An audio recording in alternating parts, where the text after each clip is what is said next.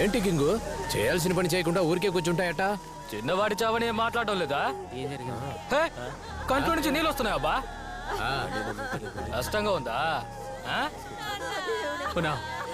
కాస్త ఊరుకుంటారా? చనిపోయింది మాలో ఒకడు.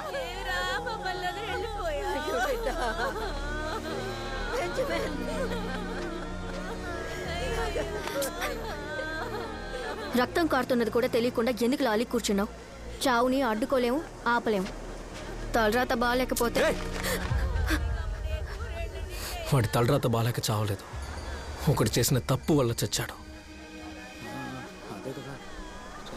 ఆ తప్పుని సరిదిద్దకపోతే వీడి చావుకు అర్థం ఉండదు.